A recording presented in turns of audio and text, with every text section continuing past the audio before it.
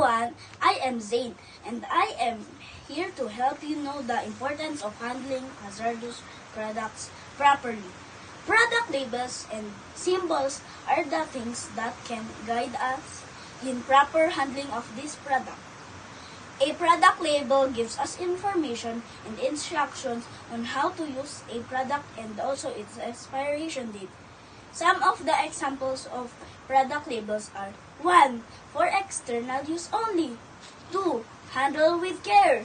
3. Warning, may irritate your eyes. 4. Caution, may burn your skin. 5. Keep out of reach of children. And these are some of the hazard symbols that we should be familiar with. Number 1. Flammable and combustible materials. These materials can catch fire easily under normal conditions. 2. Poisonous and infectious materials. These can cause death or injuries when ingested or exposed to them. 3. Corrosive materials. These include caustic and acidic materials that can burn our skin and even metals. And here are some of the steps that we should follow when handling hazardous substance. 1. Cleaning product, insecticides, and disinfection that should be out of children's reach. We should wear protective gears like mask,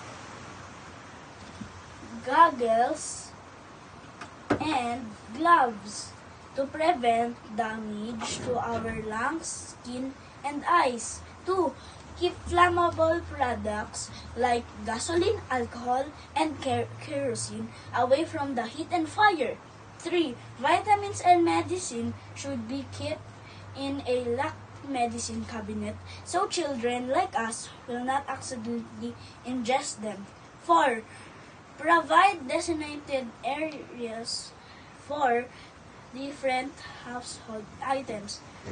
Label them properly for identification. 5. Properly dispose of empty chemical containers so that they will not pollute this environment. I hope you learned from this guide. Thank you for watching.